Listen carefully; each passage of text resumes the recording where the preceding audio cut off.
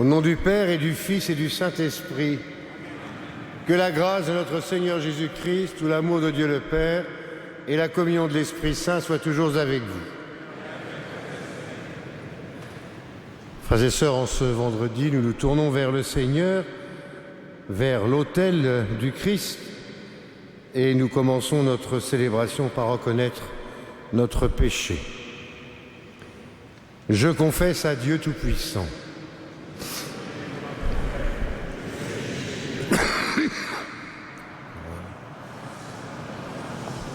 Oui, vraiment. Les anges et tous les saints, et vous aussi. Que Dieu Tout-Puissant nous fasse miséricorde, qu'il nous pardonne nos péchés et nous conduise à la vie éternelle.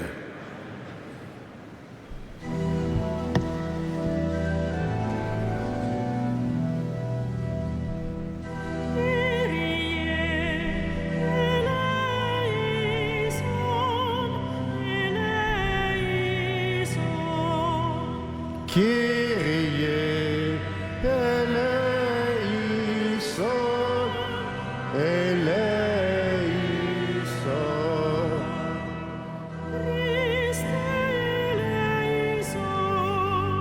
Christ eleison.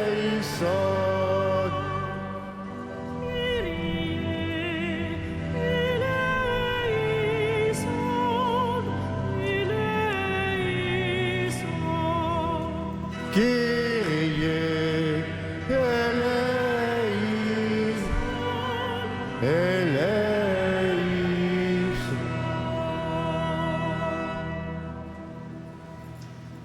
Prions le Seigneur.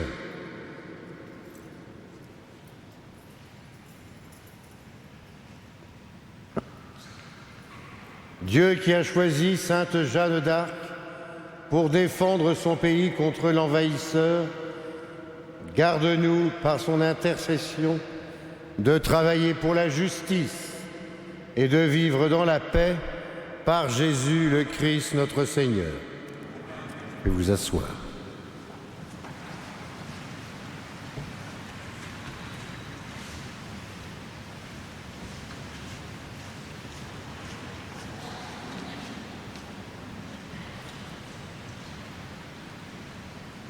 Lecture du livre des Actes des Apôtres. À Corinthe, une nuit, Paul eut une vision. Le Seigneur lui disait : « Sois sans crainte, continue à parler, ne reste pas muet. Je suis avec toi et personne n'essaiera de te maltraiter, car dans cette ville, j'ai à moi un peuple nombreux. » Paul demeura 1 an et demi à Corinthe. Il enseignait aux gens la parole de Dieu.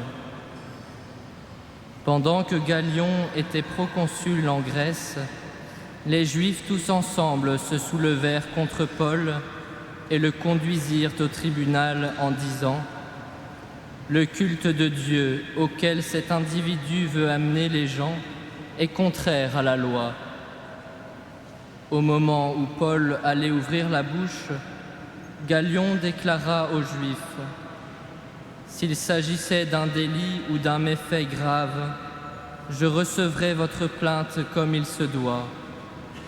Mais puisqu'il s'agit de discussions concernant la doctrine, les appellations et la loi qui vous sont propres, cela vous regarde. Moi, je ne veux pas être juge de ces affaires. » Et il les renvoya du tribunal. Alors, ils se saisirent tous de Sosthène, le chef de la synagogue, et se mirent à le frapper devant le tribunal, tandis que Galion demeurait indifférent. Paul resta encore un certain temps à Corinthe, puis il fit ses adieux aux frères et prit le bateau pour la Syrie. Il emmenait Priscille et Aquila. À Sancré, il s'était fait raser la tête, car le vœu qui le lui interdisait venait d'expirer. Parole du Seigneur.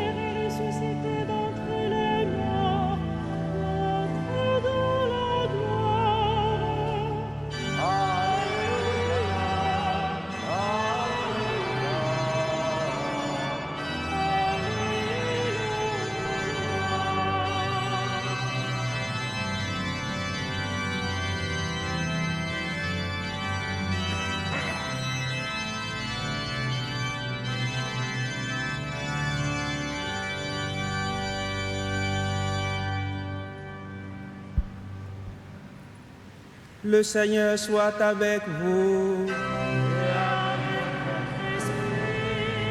Évangile de Jésus-Christ selon Saint Jean.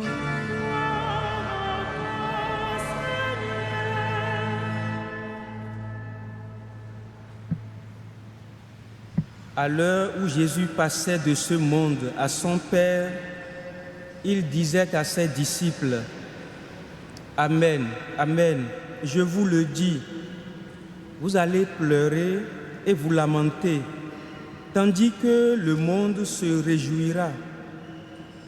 Vous serez dans la peine, mais votre peine se changera en joie. La femme qui enfante est dans la peine parce que son heure est arrivée. Mais quand l'enfant est né, elle ne se souvient plus de son angoisse, dans la joie qu'elle éprouve du fait qu'un être humain est né dans le monde. Vous aussi, maintenant vous êtes dans la peine, mais je vous reverrai, et votre cœur se réjouira, et votre joie, personne ne vous l'enlèvera. En ce jour-là, vous n'aurez plus à m'interroger. Acclamons la parole de Dieu.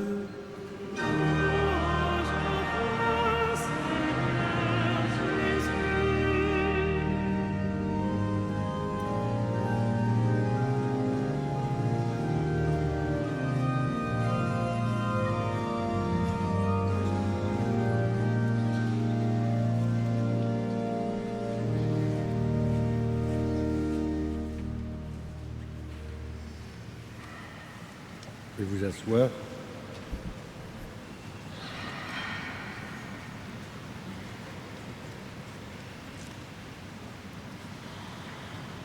Nous fêtons Sainte Jeanne d'Arc, qui a d'ailleurs sa statue ici dans notre cathédrale, à ma gauche. Et nous savons combien Jeanne a œuvré pour faire advenir la paix. Nous savons aussi ce que cela lui a coûté, ce qu'il a fallu d'épreuves jusqu'à la dernière pour qu'on puisse comprendre sa vie, sa passion, sa foi, son combat. Et ne pas le confondre avec une sorte de sorcellerie ou un imaginaire quelconque aux yeux des hommes, mais davantage comprendre ce qu'elle était, qui l'habitait et ce pourquoi elle vivait, elle combattait. Évidemment, dans la vie de Jeanne, on peut lire à la fois de la joie et de la tristesse, des épreuves et aussi des réussites. Mais ce qui compte surtout, c'est de voir ce qui habitait le cœur de Jeanne. Et pour nous, aujourd'hui, il en va de même. Nous passons successivement par des joies et des tristesses, des pleurs, des lamentations et des moments d'allégresse. Mais comme le dit le Christ dans l'évangile de Jean que nous venons d'entendre, toute la vie humaine consiste bien souvent à ne pas nous tromper entre peine et joie. On peut passagèrement être dans une situation où l'on ressent la peine, mais cette peine, si nous la mettons en perspective, de la promesse que le Christ nous a acquis, cette peine peut à tout moment aussi se transformer en joie. Avec cette très belle image de la femme qui enfante, qui ressent de la souffrance, de la peine, de l'angoisse, mais qui tout d'un coup, quand l'enfant voit le jour, balaye cette difficulté, cette souffrance, pour ne faire advenir que la joie qui éclot, parce qu'un être humain est né dans le monde. Vous voyez, mes amis, aujourd'hui, cette joie ressentie par l'humanité, parce qu'un être humain vient dans le monde, parce qu'un être humain est né, parce qu'un être humain vit jusqu'au bout de la vie.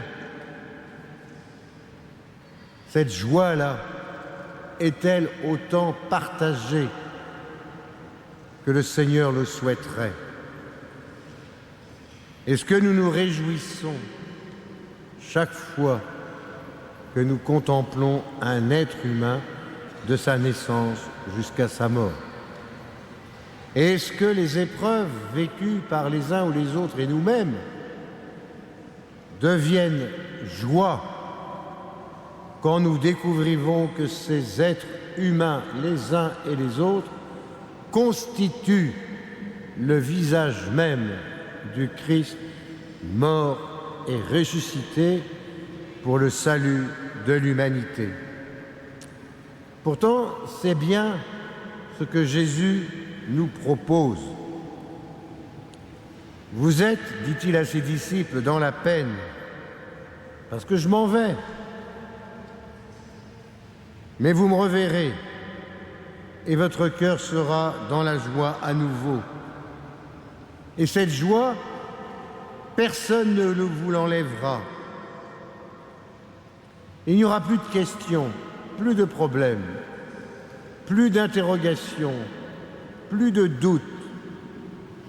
Votre joie sera parfaite et totale et définitive. Alors nous-mêmes, nous qui savons tout cela, à la différence des disciples à ce moment, sommes-nous si convaincus que cela, que nous possédons en nous une joie énorme, due à la promesse qui nous a été faite et qui est vérité?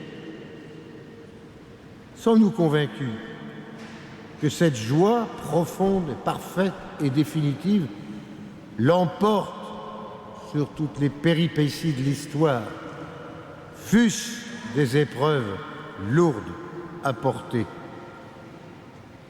Voilà ce que le Seigneur nous dit aujourd'hui. Est-ce que dans votre existence, est-ce que dans votre vie, vous montrez cette passion pour la joie de la rencontre, du service, la joie de se savoir appelé par le Seigneur pour que l'être humain en toutes choses soit salué, respecté, aimé? Voyez-vous, mes amis, ce soir, cette messe est une action de grâce pour les donateurs de la cathédrale. Une cathédrale, comme une paroisse, comme une église, ne peut pas vivre, à tout point de vue, si elle n'est pas portée comme un socle par des piliers de donateurs. C'est eux qui tiennent la solidité de l'édifice. Et pourquoi donnent-ils? Pourquoi donnez-vous? Pas simplement parce que vous avez envie de vous faire plaisir, mais parce que vous sentez confusément que vous avez reçu un tel cadeau du Seigneur que spontanément vous cherchez à faire vivre son Église. Et cette messe ce soir n'a d'autre but que de louer le Seigneur pour ce qu'il nous donne, son pain et son vin, son corps et son sang, pour le salut du monde. Et si on rend grâce pour votre action, vous, les donateurs, c'est parce que vous contribuez par votre générosité à la consolidation du corps tout entier.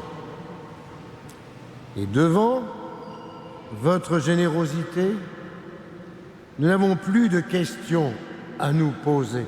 Vous faites partie de cette grande famille, de celles et de ceux qui bâtissent la maison du Seigneur. Et précisément, c'est dans la mesure où toutes ces personnes, se souvenant que le Seigneur les appelle à plus de joie, plus de foi, plus de générosité, plus de paix, c'est ces personnes-là qui peuvent faire advenir la grandeur de l'Église et la paix dans le monde.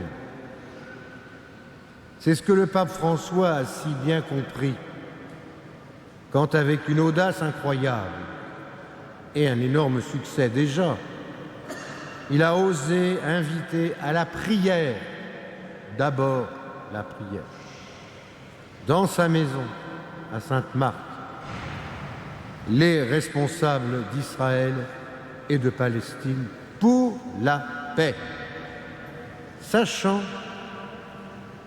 ou supposant que dans le cœur de chaque homme, fût-ce des chefs d'État, il y a quelque part ce jardin de paix qui cherche qu'une seule chose, à éclore.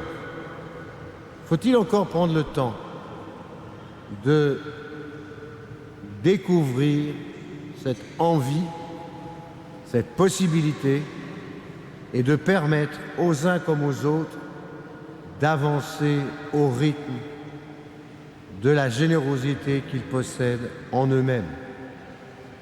Alors, je vous propose, pendant cette messe, bien sûr de prier Jeanne d'Arc, mais de prier le Christ pour que, par notre générosité, nous contribuions à ce qu'un esprit de paix gagne le monde et ceux qui en sont les responsables gagnent celles et ceux qui ont reçu mandat pour se mettre au service du sens public, de manière à ce que des peines, des soucis, des tracas, des épreuves deviennent une paix solide, définitive et durable, et une joie parfaite. Amen.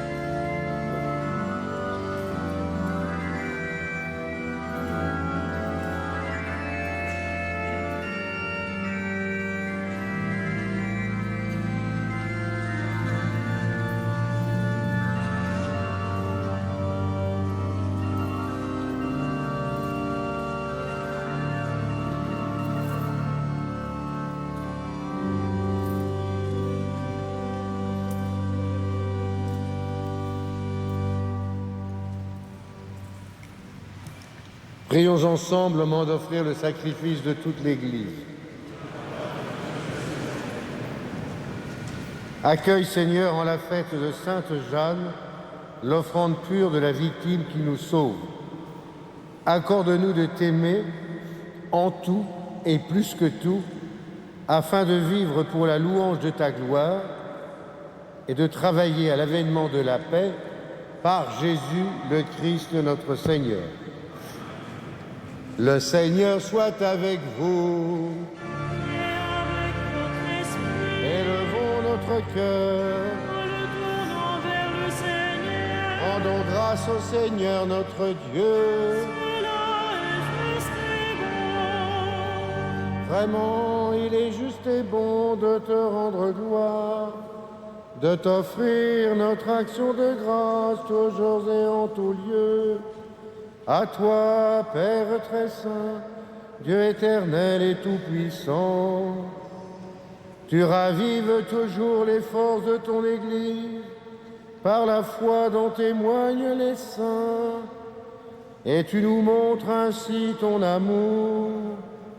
Aujourd'hui, nous te rendons grâce, car leur exemple nous stimule et leur prière fraternelle nous aide. Ils nous demandent de travailler pour que ton règne vienne.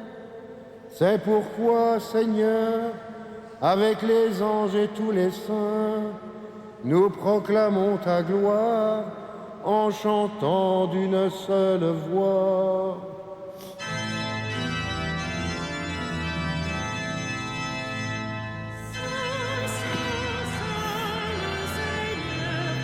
Dieu de l'univers, le ciel sont remplis de ta gloire. Hosanna,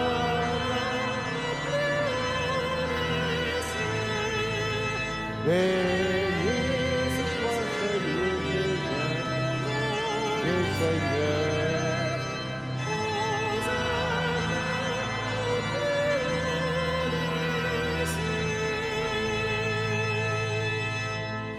Toi qui es vraiment saint, toi qui es la source de toute sainteté, Seigneur, nous te prions. Sanctifie ces offrandes en répandant sur elles ton esprit. Qu'elles deviennent pour nous le corps et le sang de Jésus le Christ, notre Seigneur. Au moment d'être livré, d'entrer librement dans sa passion, il prit le pain. Il rendit grâce, il le rompit et le donna à ses disciples en disant: prenez et mangez-en tous, ceci est mon corps livré pour vous.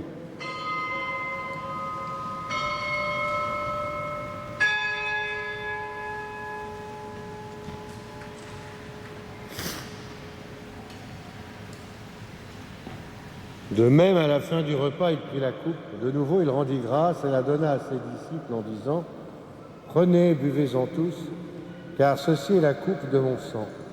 Le sang de l'Alliance nouvelle et éternelle, il sera versé pour vous et pour la multitude en rémission des péchés. Vous ferez cela en mémoire de moi.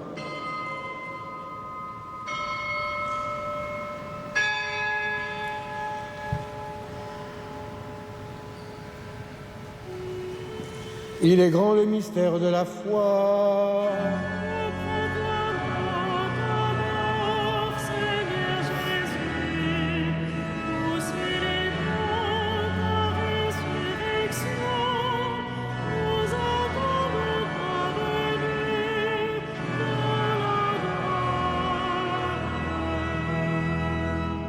Faisant ici mémoire de la mort et de la résurrection de ton Fils, nous t'offrons, Seigneur, le pain de la vie, la coupe du salut, et nous te rendons grâce car tu nous as choisis pour servir en ta présence. Humblement, nous te demandons qu'en ayant part au corps et au sang du Christ, nous soyons rassemblés par l'Esprit Saint en un seul corps. Souviens-toi, Seigneur, de ton Église répandue à travers le monde. Fais-la grandir dans ta charité avec notre pape François, votre archevêque André et ses auxiliaires, et tous ceux qui ont la charge de ton peuple. Souviens-toi aussi de nos frères et sœurs qui se sont endormis dans l'espérance de la résurrection. Souviens-toi en particulier ce soir de Teresa et de Henriette. Souviens-toi de tous les hommes qui ont quitté cette vie. Reçois-les dans ta lumière auprès de toi. Sur nous tous, enfin, nous implorons ta bonté.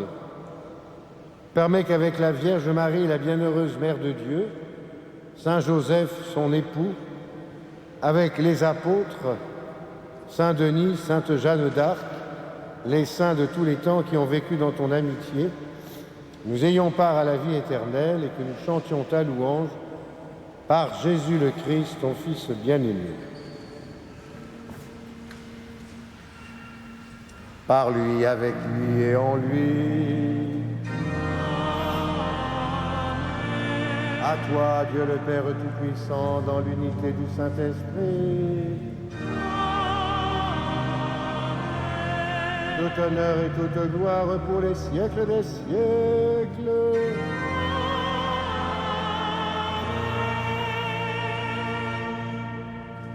Prions comme nous l'avons appris du Sauveur selon son commandement, nous osons dire. Notre Père,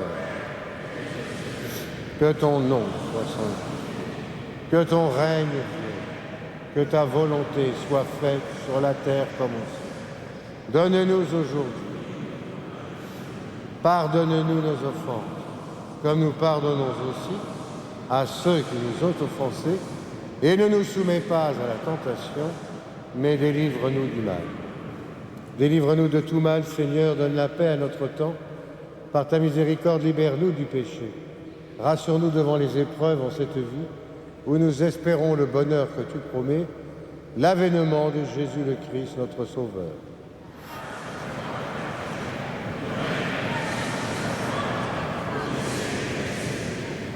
Seigneur Jésus-Christ, tu as dit à tes apôtres, je vous laisse la paix, je vous donne ma paix. Ne regarde pas nos péchés, mais la foi de ton Église. Pour que ta volonté s'accomplisse, donne-lui toujours cette paix. Conduis-la vers l'unité parfaite, toi qui règnes pour les siècles des siècles. Que la paix du Seigneur soit toujours avec vous. Frères et sœurs, dans la charité du Christ, donnons-nous un signe de paix.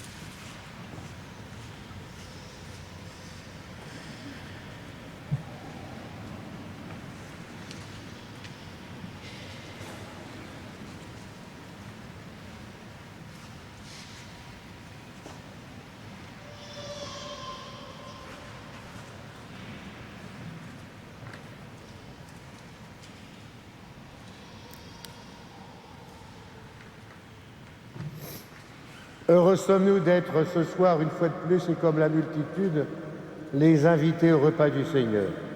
Voici Jésus, voici l'agneau de Dieu, celui qui enlève le péché du monde.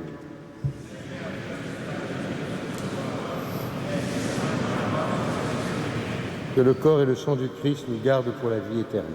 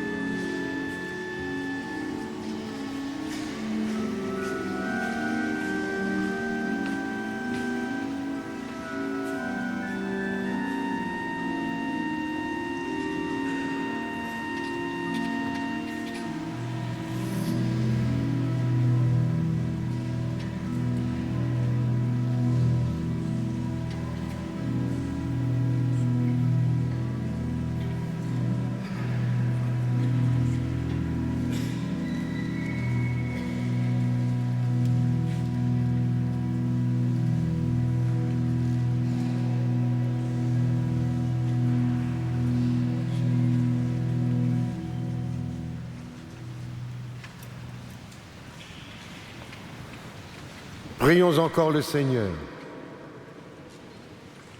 Tu nous as fortifiés, Seigneur, par le pain du ciel, où sainte Jeanne trouva tant de foi, lumière et réconfort. Permets que cet aliment de salut nous soutienne dans le service de nos frères, par Jésus le Christ, notre Seigneur. Et maintenant, nous allons pouvoir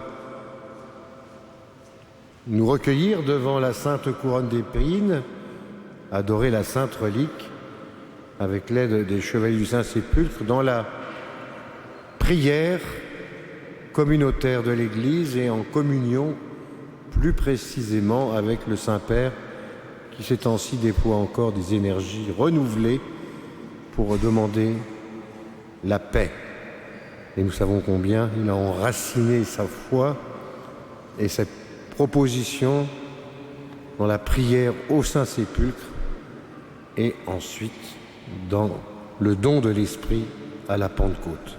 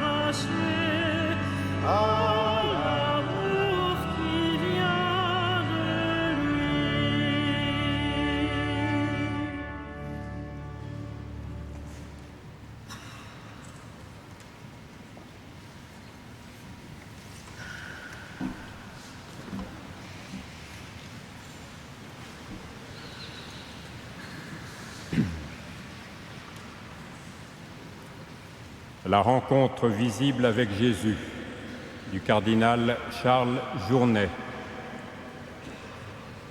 Le mystère de leur rencontre visible avec Jésus élargit comme à l'infini les gestes et les paroles des saints de l'Évangile. Il leur confère une vertu secrète, une ferveur contagieuse, une puissance de rayonnement que l'Église désormais ne pourra plus oublier. Les quelques traits de leur vie qui nous sont rappelés dans l'Évangile continueront de briller comme des soleils dans la nuit du monde et de nos cœurs. Ils forment comme les premières ondes d'une adoration qui se perpétuera tant que durera notre vie dans l'espace et le temps. À la question de Jésus aux disciples, « Et vous, qui dites-vous que je suis ?» Il se trouvera toujours des âmes jusqu'à la fin du monde pour répondre avec Simon-Pierre, fils de Jonas, « Tu es le Christ, fils du Dieu vivant. » À la nouvelle question posée aux 12, « Voulez-vous, vous aussi, me quitter ?»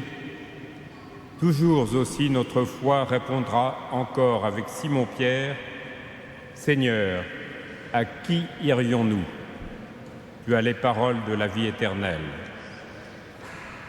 De la femme qui brise son vase de parfum à Béthanie, chez Simon le lépreux, le mot de Jésus demeurera toujours vrai. En vérité, je vous le dis, partout où sera proclamée la bonne nouvelle, dans le monde entier, on redira aussi à sa mémoire ce qu'elle vient de faire. À Jésus, appelant par son nom chacune de ses brebis, Comme au matin de Pâques, il appelle par son nom Marie de Magdala, l'Église toujours répondra, portée par le même élan, Rabouni, Maître. Toujours retentira d'étranges profondeurs, dans nos oreilles et dans notre cœur, le cri du disciple bien-aimé, reconnaissant soudain sur le rivage du lac de Tibériade son Maître ressuscité. C'est le Seigneur.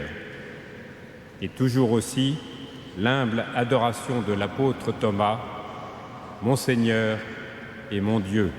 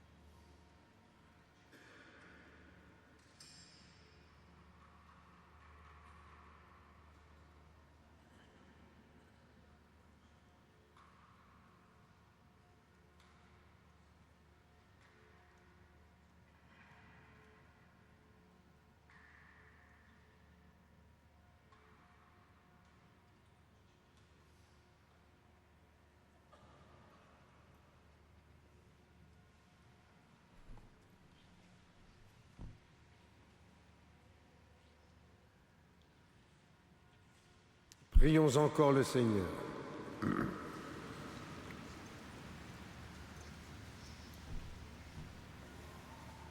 Aujourd'hui, Dieu notre Père, tu nous ouvres la vie éternelle par la victoire de ton Fils sur la mort. Et nous fêtons ensemble sa résurrection autour de cet autel et devant la sainte couronne d'épines. Que ton Esprit fasse de nous des hommes nouveaux, pour que nous ressuscitions avec le Christ dans la lumière de la vie par Jésus, le Christ notre Seigneur. Le Seigneur soit avec vous et que Dieu Tout-Puissant vous bénisse, le Père, le Fils et le Saint-Esprit. Allons et demeurons dans la paix et dans la joie du Christ. En donnant rendez-vous à nos généreux donateurs, qui pourront passer par cette porte, puisqu'ils ont été invités spécialement. Nous les confions tous et toutes, et vos familles, à Marie, comme chaque soir à Notre-Dame. Regina Celli,